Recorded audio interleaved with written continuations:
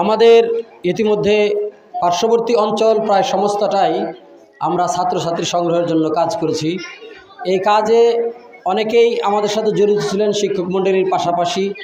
তার মধ্যে বিশেষভাবে আমাদের আজকের সভাপতি, সম্মানিত সভাপতি, সেই সাথে ছিলেন আমাদের আরও অন্যান্য পরিসাথী সহকর্মীবৃন্দ।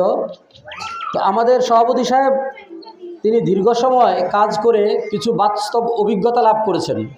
ফিল্ড পর্যায়ে, মাঠ পর্যায়ে বাবা মার কাছে গেলে বাবা মারা কী বলে, তাদের কি চাহিদা, তাদের কি আবেদন, সন্তান সম্পর্কে তারা কি ভাবেন, এই বিষয়গুলো যথেষ্ট পরিমাণে তার কাছে পৌঁছছে। একদম সরাসরি প্রত্যক্ষভাবে তিনি মাঠে পাতিলাকুড়া বলেন, শ্যানপাড়া বলেন, ওইদিকে একদম ওই সেই আপনার মেন রুট দায়পাড়া বলেন, এগুলো সব ঘুরে ঘুরে প্রত্যক্ষ অভিজ্ঞতা অর্জন করেছেন, খেদমত দান করেছেন। আজকে তার বাস্তব অভিজ্ঞতা সম্পর্কে আমরা কিছু জানতে চাই, প্রতিষ্ঠান সম্পর্কে জনগণের অভিমত, তাদের আকাঙ্ক্ষা, সন্তানদের সম্পর্কে আকাঙ্ক্ষা, সেটা কি জেনেছেন, আজকে সেই বিষয়গুলো তুলে ধরবেন আমাদের সভাপতি সাহেব রমজান আলী।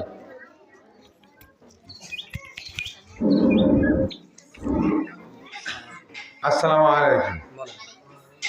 আজকের সরসি হাবিরুন্নেসা হাফিজিয়া মাদ্রাসার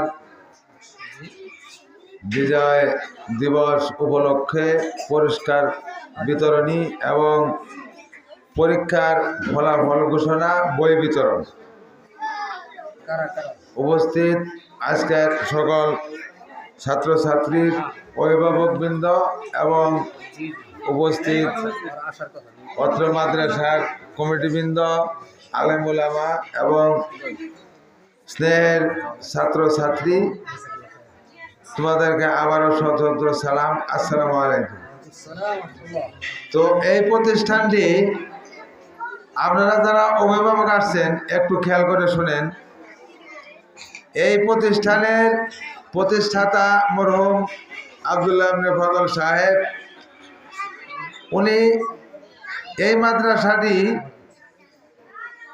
কত সনে 1975 সালে প্রতিষ্ঠাতা মরহুম আব্দুল্লাহ ইবনে ফজল সাহেব প্রতিষ্ঠা করে গেছেন। এলাকার সকল মানুষের সহযোগিতা এবং এলাকার যারা এই প্রতিষ্ঠানের সাথে জমিদাতা সকলকেই আমরা ধন্যবাদ জানাই। তারা আজকে প্রতিষ্ঠা যদি না করে যেত এই প্রতিষ্ঠানটি, আজকে আমরা এখানে দাঁড়াতে পারতাম না। তবে দীর্ঘদিন এই প্রতিষ্ঠানটি বন্ধ থাকার কারণে বিভিন্ন রকম সন্দেহ, প্রশ্ন, দ্বিধাদ্বন্দ্বে মানুষ ভুগতেছে। এই প্রতিষ্ঠানটি সঠিকভাবে চালাইতে পারবে কিনা, পড়াশোনার মান কি হবে। আমি পোলাপানরা কথা বলো না, একটু শোনো। আমি চরসি, খলিয়াপাড়া, পাতিলাকুড়া, নারায়ণপুর, রূপসীপাড়া ম্যাক্সিমাম অংশগুলাতে আমি বাড়ি বাড়ি ঢুকছি, অভিভাবকের সাথে কথা বলছি। তাদের বিভিন্ন রকম সন্দেহ, পড়াশোনার মান কেমন হবো, সুযোগ সুবিধা পাবো কিনা। তবে আমি কয়েকটা গ্রামে যে ঘোরাফেরা করছি, এরকম একটা প্রশ্ন, ছাত্র দিবে কি দিবে না, এরকম একটা দ্বিধাদ্বন্দ্বের মধ্যে আছে। তবে আমি এই প্রতিষ্ঠানের সাথে সম্পৃক্ত আছি, সভাপতি হিসেবে দায়িত্ব পালন করতেছি। আপনাদেরকে একটা জিনিস স্পষ্টভাবে বলে দেই, এই কথা বলেন না, শুনেন। আশেপাশে যতগুলো প্রতিষ্ঠান আছে একটু খেয়াল করে শুনেন। আশেপাশে হাফেজি এবং নুরানি যতগুলো প্রতিষ্ঠান আছে, তার সাথে ভালো মানের শিক্ষক আমরা এখানে নিয়োগ দিছি এবং সর্বোচ্চ বেতনে আমরা এখানে নিয়োগ দিছি। ভালো শিক্ষক নিয়ে আসলে কিছু টাকা বেশি দেন লাগে, আমরা দিছি। প্লে নার্সারিতে ছোয়া কথা বলতেছো গায়ে, তোমরা একটু শান্ত হও, শোনো। প্লে নার্সারিতে আমরা যে শিক্ষকগুলি নিয়োগ দিছি, এটা প্রশিক্ষণপ্রাপ্ত অনেক অভিজ্ঞতা সম্পন্ন শিক্ষক। এরপরে ক্লাস 1 থেকে 5 পর্যন্ত আমরা জেনারেলি শিক্ষক যেগুলো নিয়োগ দিছি, এটা ম্যাক্সিমাম আমাদের অনার্স পাস। জাকারিয়া একজন হাসিলের শিক্ষক। আমাদের কয়েক ইউনিয়নের ভিতরে হাসিল প্রতিষ্ঠানটা সবচেয়ে সুনামধন্য, সেই শিক্ষক আমাদের এখানে আসছে। তারপরে 10, 15, 16 বছর ধরে নুরানি প্রশিক্ষণপ্রাপ্ত শিক্ষক না পারুল ম্যাডাম, ওনাকে আমরা নিয়ে আসছি। উনিও উইলিংলি আমাদেরকে প্রস্তাব করছে এই প্রতিষ্ঠানে সে চাকরি করতে ইচ্ছুক। পরে আমরা নিয়ে আসছি, আমরা কিন্তু আগে বলি নাই। আমাদের এই প্রতিষ্ঠানের সুনাম শুনে আমরা শুরু করতেছি। প্রতিষ্ঠানের টেস্ট প্লেস সকল পরিবেশ লক্ষ্য করে উনি আসার জন্য আগ্রহ প্রকাশ করছে। পরে ওনাকে নিয়ে আসছি। তারপরে আর একটা শিক্ষক নিয়ে আসছি নুরানিতে প্রশিক্ষণ দেওয়ায়। নুরানি যারা প্রশিক্ষণ নেয়, যেমন শিক্ষকেরা, উনি প্রশিক্ষণ দেওয়ায় নুরানি বোর্ডের একজন শিক্ষক রাকিবুল ইসলাম রজব। উনিও প্রস্তাব করছে আমাদের প্রতিষ্ঠানে আসবে, যদি আমরা রাখি উনি শিক্ষকতা করবে। ওনাকেও আমরা নিয়ে আসছি, নিয়োগ দিছি। তো আমরা ভালো ভালো শিক্ষক নিয়ে আসছি। আপনারা যেটা দ্বিধাদ্বন্দ্বের চিন্তা করতেছেন, আমরা তিতপলা ইউনিয়নের ভিতরে যতগুলো প্রতিষ্ঠান আছে, তো আমাদের লক্ষ্য হলো সর্বোচ্চ শিক্ষাদান আমরা দিব। আমরা এই পাঠ্যপুস্তকের বাইরেও আরও 2-1টা সাবজেক্ট যোগ করব। এগুলা ক্লাস আমরা সময়সূচি নির্ধারণ করব, যাতে শিষ্টাচার দিকে শিক্ষা দেওয়া হয়। কেরাত প্রতিযোগিতায়, গজল প্রতিযোগিতায়, কোরআন প্রতিযোগিতায়, এগুলা আপনারা আজকে প্রত্যক্ষ সেটা দেখছেন। এই ছোটো ছোটো বাচ্চাগুলি আজ সুন্দর কোরআন তেলাওয়াত করতেছে, গজল বলতেছে। হ্যাঁ, এগুলা সাহস, ছেলেদেরকে সাহস যোগানো, এটা আমাদের থাকবে। তারপরে আরও থাকবে যারা আবাসিকে দিবেন। আমাদের এখানে বোর্ডিং আছে, বোর্ডিংয়ের তত্ত্বাবধানের জন্য লোক সেট করা আছে। যারা আবাসিকে দিবেন সার্বক্ষণিক এখানে থাকবে, আমরা খানা পিনা সব দিব, এটা থাকবো। অনাবাসিক যারা থাকবেন তারা বাড়ির থেকে খানা নিয়ে আসবে। এখানে বিকেলে খেলাধুলার ব্যবস্থা থাকবে। আমরা জানুয়ারি মাস প্রথম থেকে বিকেলবেলা খেলাধুলার ব্যবস্থা থাকবে। সার্বক্ষণিক এখানে টিচার থাকবে।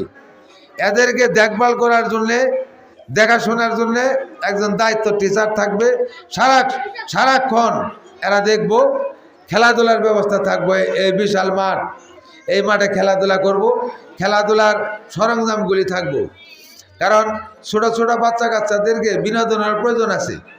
খেলাধুলা করলে শারীরিক ব্যায়ামের কাজ হয় এবং শরীর শক্তিশালী হয়। হ্যাঁ, কাজে এগুলোও প্রয়োজন আছে। আমরা এগুলোও চিন্তা করছি, এটা থাকবে। তবে আপনারা যারা উপস্থিত আছেন সকলের কাছে আমার বিশেষভাবে যে কথাটা, এই প্রতিষ্ঠানটি একটু শুনেন, গুরুত্বপূর্ণ কথা শুনেন। এই প্রতিষ্ঠানটি আব্দুল ইবনে ফজল সাহেবের প্রতিষ্ঠান। উনি মারা গেছেন। আমরা পুনরায় এই প্রতিষ্ঠানটি চালু করতেছি। এই প্রতিষ্ঠানটি আমাদের সকলের এলাকাবাসী, চরসি খলিয়াপাড়া, রূপসীপাড়া, পাতলাকুড়া, নারায়ণপুর, এই সকলের প্রতিষ্ঠান। এটা মনে করবেন এই প্রতিষ্ঠানটা আব্দুল ইবনে ফজল সাহেবের ছেলের না। এই প্রতিষ্ঠানটি আব্দুল ইবনে ফজল সাহেবের পরিবারের না। এই প্রতিষ্ঠানটি কয়েকটা গ্রামের প্রতিষ্ঠান। এই প্রতিষ্ঠানে সুনাম অর্জন করলে আমরা খলিয়াপাড়া, পাতিলাকুড়া, নারায়ণপুর, রূপসীপাড়া এরা সুনাম অর্জন করলাম। এই প্রতিষ্ঠানের প্রথম ব্যাচের ছাত্র আমি। প্রতিষ্ঠান থাকার কারণে আমরা শিখতে পারছি। এই প্রতিষ্ঠানটি দীর্ঘদিন বন্ধ ছিল। আমাদের এলাকার পোলাপান কোরআন শিখতে পারে নাই। আজকে প্রতিষ্ঠানটি আল্লাহর রহমতে দাঁড় করাইতে পারছি। আপনারা সকলে সহযোগিতা করবেন। কোরআন শিখবে, ইংলিশ, বাংলা সকল সাবজেক্টের সুবিধা আছে। আপনারা দিবেন, সহযোগিতা করবেন, কোনো রকম দ্বিধাদ্বন্দ্ব করবেন না। এই প্রতিষ্ঠানটি সর্বোচ্চ পড়াশোনা দেওয়ার জন্য আমরা চেষ্টা করতেছি। ভালো শিক্ষক নিছি, আরও পরিবেশ কর্ম, এই যে পারিশন কর্ম, বিনোদন সহ আন্তর্জাতিক মানের প্রতিষ্ঠানে উন্নীত করার চেষ্টা আমাদের আছে। আপনারা খালি ছাত্রগুলা দেন, আমাদেরকে ছাত্রগুলা দেন, সহযোগিতা করেন, পরস্পর বাসায় গিয়ে আরেকটা ছাত্র নেওয়ার জন্য উদ্বুদ্ধ করবেন, এরকমই করেন। আমরা এই প্রতিষ্ঠানটি আরও ভালোভাবে যেন চালাইতে পারি। একটু ছাত্র সংখ্যাটা যেন একটু বাড়লে প্রতিষ্ঠানের লসটা কম হবে, আমরা পাঠদান করাতে পারবো। এই বিষয়গুলো খেয়াল করে তবে আপনারা সকলেই এই প্রতিষ্ঠানের জন্য সচেষ্ট থাকবেন, খেয়াল রাখবেন। আপনাদের সুনাম, আপনাদের প্রতিষ্ঠান, আপনাদের সুনাম, সকল কিছু খেয়াল করে সবাইকে আমি ধন্যবাদ জানাই। আজকে যে এখানে উপস্থিত হয়েছেন আপনাদেরকে অসংখ্য ধন্যবাদ। অনেক মা বোনেরা আসছেন, মুরব্বীরা আসছেন, আপনাদেরকে অসংখ্য ধন্যবাদ জানাই আমার কথা এখানে শেষ করছি। আসসালামু আলাইকুম ওয়া রাহমাতুল্লাহি ওয়া বারাকাতুহু। হায়াকাল্লাহ বারাকাল্লাহ। সম্মানিত সভাপতি সাহেব গুরুত্বপূর্ণ আলোচনা করেছেন। আপনারা বুঝতে পেরেছেন অভিভাবকদের চাহিদা, আকাঙ্ক্ষা, আশঙ্কা সব বিষয়গুলো তুলে ধরেছেন।